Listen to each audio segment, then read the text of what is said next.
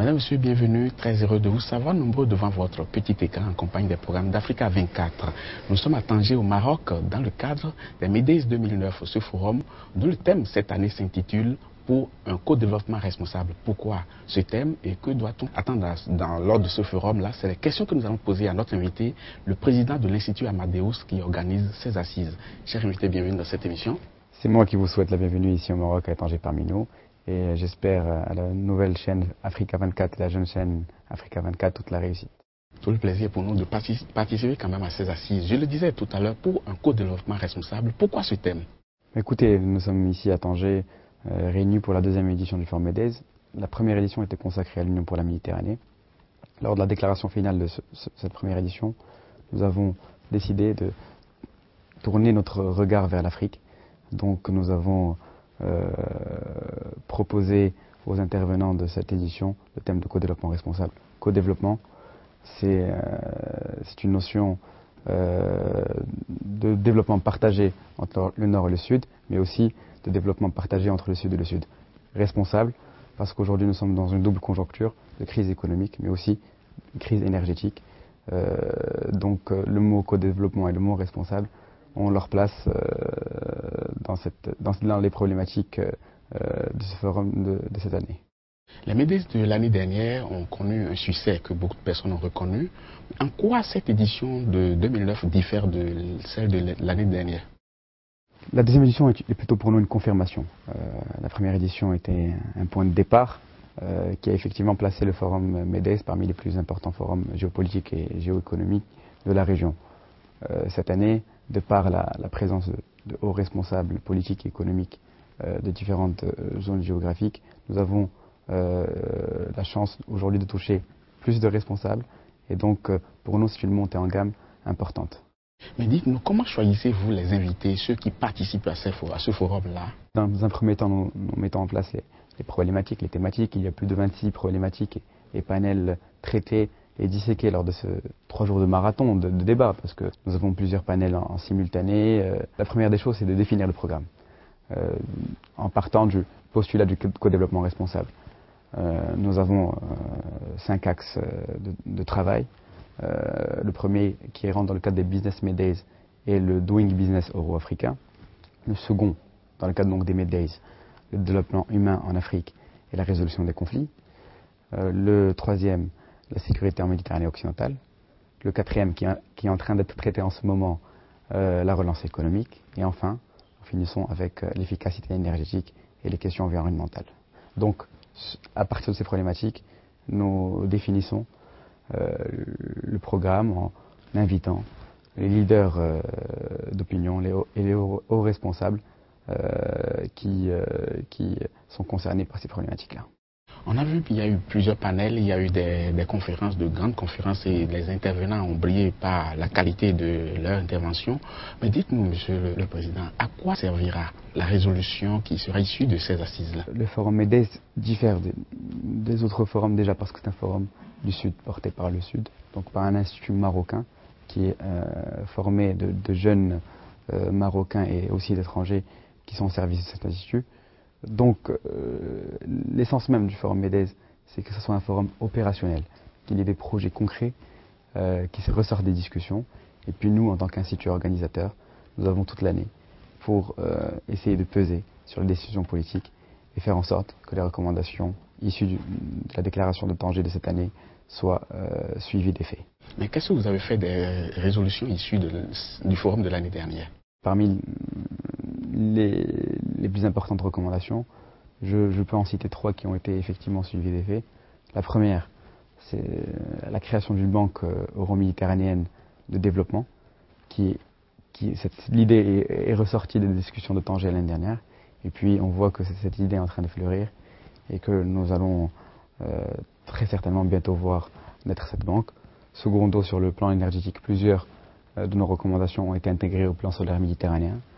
Et comme vous le savez certainement, le Maroc a lancé dernièrement une grande stratégie en matière d'énergétique et de solaire. Plusieurs de nos recommandations y sont également intégrées.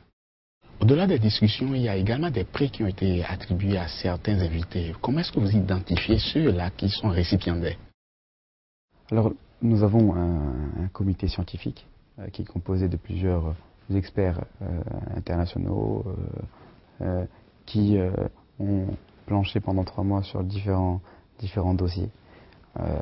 Nous avons fait une première présélection de 4 candidats par prix. Et puis le meilleur lauréat possible a été identifié et c'est à lui ou elle à qui on a remis le prix.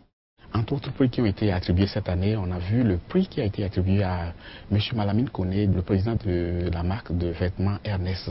Quel est le message que vous avez voulu délivrer? Pour nous, Malamine Koné est un symbole.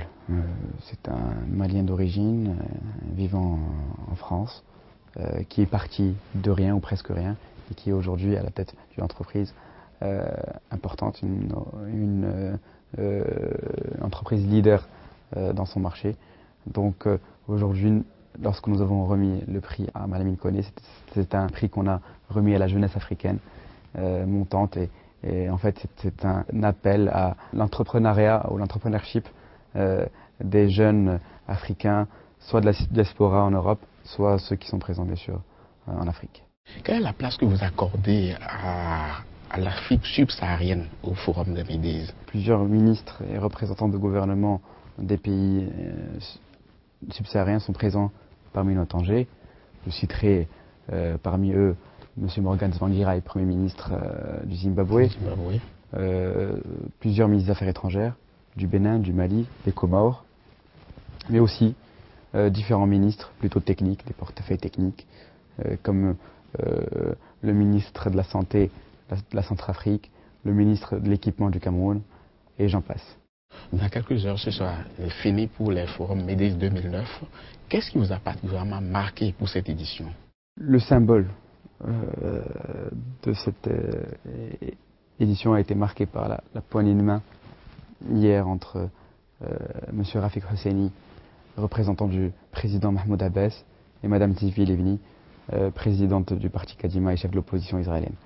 Nous avons voulu montrer que, effectivement, malgré toutes les difficultés que connaît le dossier du conflit au Moyen-Orient, il y a des possibilités de rencontres pour faire avancer les choses. Bien entendu, nous restons clairs sur notre position. Notre position est que les Palestiniens aient droit à un État dont la capitale sera Jérusalem, je l'espère, et les frontières, et revenir aux frontières de 1967. Vous avez parlé de cette poignée de main. Est-ce qu'il y aura un suivi après le forum? Écoutez, déjà, cette poignée de main en terre arabe et musulmane est une victoire par rapport enfin, c'est un pas supplémentaire vers la paix. C'est un symbole, ça peut peut-être encourager le gouvernement Netanyahou à revoir ses positions. En tout cas, nous sommes fiers d'avoir contribué, ne serait-ce que modestement, à ce que ce conflit puisse être résolu. Un dénouement. Intéressons-nous un peu à l'Institut Amadeus qui initie ce forum. Alors, on constate qu'il y a un groupe de jeunes qui a fondé cet institut-là, qui initie ce forum. Mais quel est le message qu'on doit y lire? Est-ce que c'est pour dire que les jeunes aujourd'hui ont pris leur revanche et peuvent faire des choses, c'est cela? On n'est pas dans une logique de confrontation, il n'y a pas de revanche à prendre, mais initialement, lorsque nous avons créé l'Institut Amadeus, nous sommes partis d'un postulat qui était qu'il n'y a pas de think tank important au Maroc, en Afrique, au Moyen-Orient et dans le monde arabe qui puisse peser sur les décisions. Donc c'est notre postulat de départ. Comme vous l'avez vu, l'équipe est formée de jeunes marocains, mais aussi des compétences étrangères, et qui sont au service de cet institut, qui le portent. Et quand on voit les résultats, moi, en tant que président, je suis fier d'être à la tête d'une équipe aussi performante, et une équipe qui ne recule devant rien. Et malgré les défis, malgré le fait qu'organiser un événement de cette ampleur représente plusieurs difficultés, mais c'est le résultat est le fruit d'un an de travail. Et comme je l'ai dit, je me réjouis et je suis fier d'être à la tête de l'Institut Amadeus. Certainement que vous pensez déjà aux Médées 2010. Absolument.